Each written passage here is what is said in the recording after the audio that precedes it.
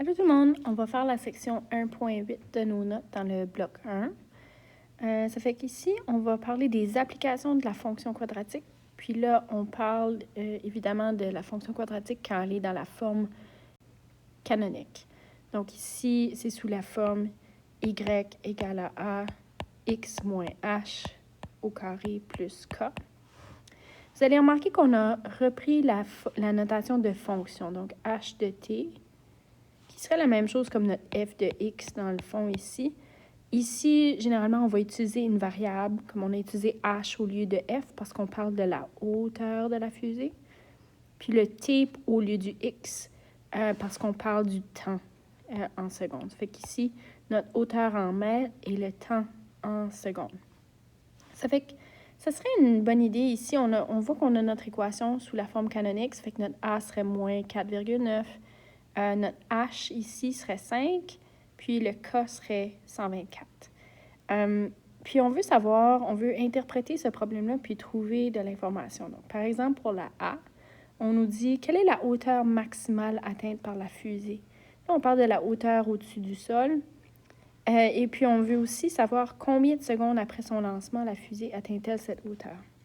Fait que ça pourrait être une bonne idée de se dessiner juste un tout petit graphique sommaire ici. Ça n'a pas besoin d'être précis. Puis ici, on se rappelle qu'au lieu de x, on a mis t. Ça fait que c'est le temps en secondes. Puis sur l'axe des y, au lieu d'avoir y, on aurait h de t. La hauteur. Et puis ici, on pourrait même mettre que c'est des mètres. Ça fait que notre graphique, on sait que ça va être une parabole. Le moins dans le A nous indique que c'est dirigé vers le bas. Puis on sait que notre sommet se trouve à HK. Fait que notre sommet va se trouver à 5, 124. Fait que si on avait à 5 ici, on va avoir un sommet à 124 juste ici.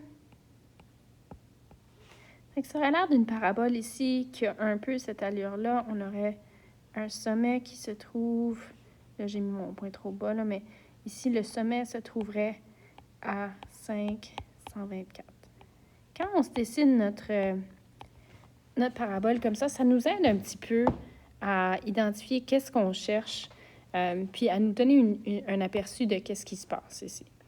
Fait que si on demande quelle est la hauteur maximale atteinte par la fusée, on peut utiliser notre maximum. Ici, on sait qu'on a un maximum à 124. Fait que c'est ça notre hauteur maximale. Fait que le maximum est à 124. Hauteur maximale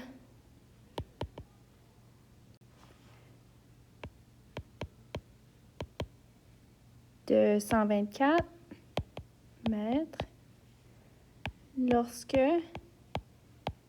t égale, puis là, ça va être notre valeur de t à notre sommet, t égale à 5 secondes. Ça fait qu'ici, c'est vraiment, quand on a cette hauteur maximale-là, c'est vraiment notre sommet, notre valeur de h et de k qui nous permettent de le trouver. Maintenant, pour la B, on nous demande à quelle hauteur au-dessus du lac la fusée se trouvait-elle au moment du lancement. Ça veut dire au moment à t égale à 0 ici, on cherche à quelle hauteur elle se trouvait. Ça fait que, dans le fond, ce qu'on cherche ici, c'est notre ordonnée à l'origine.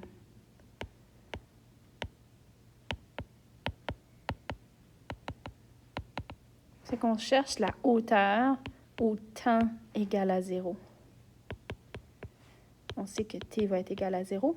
On peut utiliser, si on voulait se tracer un graphique précis, ici, on pourrait le faire puis aller le trouver graphiquement. L'autre option, c'est de le trouver algébriquement. Ça fait qu'on peut remplacer t égale à 0 dans notre équation puis isoler la variable h à ce moment-là. Fait que si on dit, on cherche h de 0, puis là, rappelez-vous, là, quand on utilise cette notation-là, c'est pas deux variables. Ceci, c'est vraiment juste une variable. On cherche la hauteur quand t égale à 0, mais c'est vraiment juste une variable. C'est comme notre y ici, dans le fond. Ça fait qu'on a moins 4,9. Alors, on sait que t égale à 0, moins 5 à la 2, plus 124. Puis là, on sait qu'on va faire la priorité des opérations. On va simplifier tout ce qu'on peut d'abord en utilisant, on va commencer par les parenthèses. Fait qu'ici, on va avoir 0 moins 5 qui donne moins 5. Rappelez-vous que votre calculatrice n'est pas toujours très intelligente, là. Rappelez-vous ici qu'un négatif fois lui-même devrait donner un positif. Fait que moins 5 fois moins 5 va donner 25.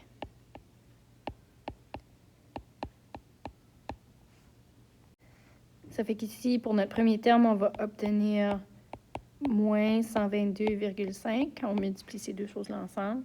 Puis on va additionner 124. Si on additionne ça, ça va nous donner un 1,5 mètres. Ça veut dire que la fusée, au lancement, elle se trouvait à 1,5 mètre du sol. Okay? La C, maintenant, on cherche après combien de temps la fusée va toucher le sol. Donc, on cherche le temps, puis on cherche le temps où est-ce que la hauteur, on se trouve au niveau du sol ici. On cherche la valeur ici où est-ce que ça touche le sol.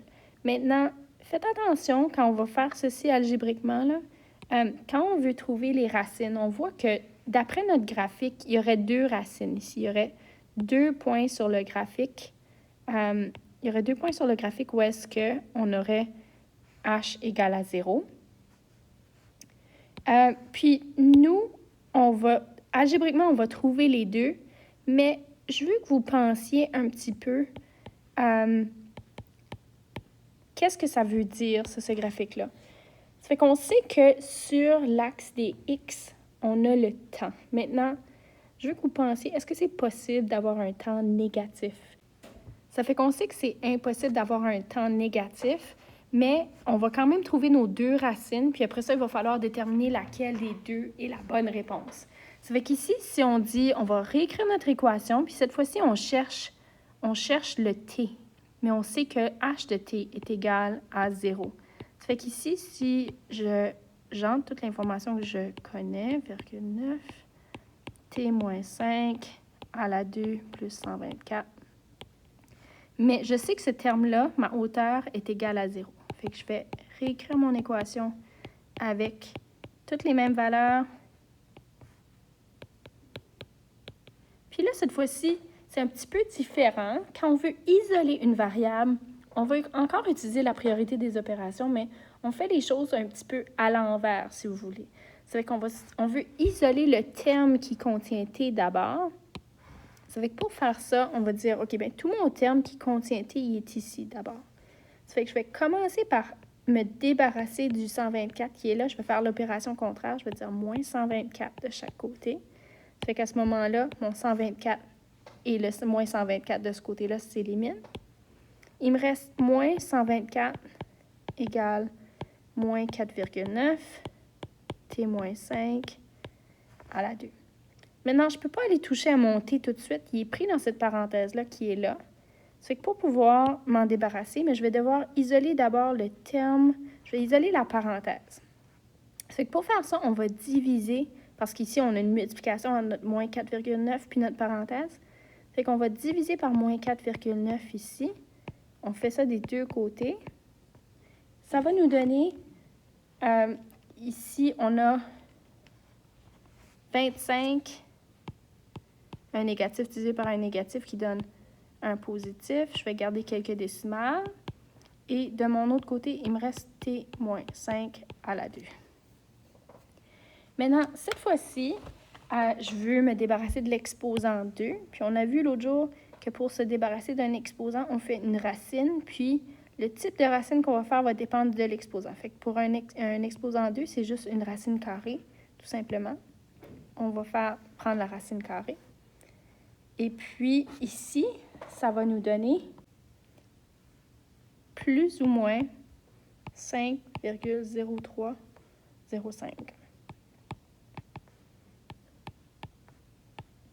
Maintenant, je vais vous parler du plus ou moins juste un instant.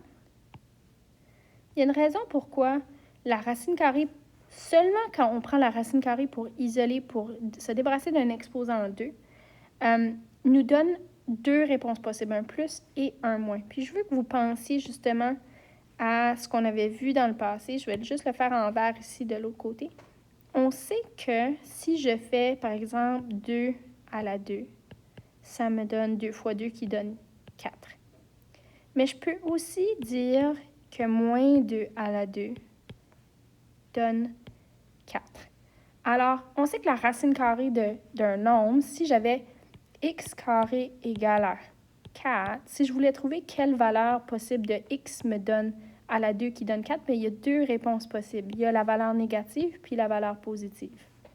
C'est pour ça ici que quand j'ai pris mon exposant, ma racine carrée pour annuler l'exposant 2, il faut que j'applique le même concept. Ça fait qu'il va y avoir deux réponses possibles, une positive et une négative, pour annuler l'exposant 2, pour refléter ici le fait qu'on peut avoir deux valeurs, une positive puis une négative, qui peuvent nous donner, quand on le met à la 2, qui peuvent nous donner la même réponse. Fait qu'on a presque fini d'isoler. Ici, on a encore notre t-5. On va devoir se débarrasser de notre moins 5 pour avoir t tout seul. Alors, on va faire plus 5 ici et plus 5 là. Fait que nos deux réponses possibles seraient t égale à 5 plus 5,0305 et t égale à 5 moins 5,0305. Maintenant, si vous essayez ces deux réponses-là, vous allez voir que la deuxième ici nous donnerait un nombre négatif. Puis on sait que c'est impossible d'avoir un temps négatif, fait que c'est celle-là qu'on va éliminer comme option. Ça veut dire qu'il nous resterait une réponse possible. Il serait le temps égal à 5 plus 0,0305 qui serait 10,03. On va l'arrondir ici, là, secondes. Ça fait qu'au temps, après 10,03 secondes, la fusée va toucher le sol.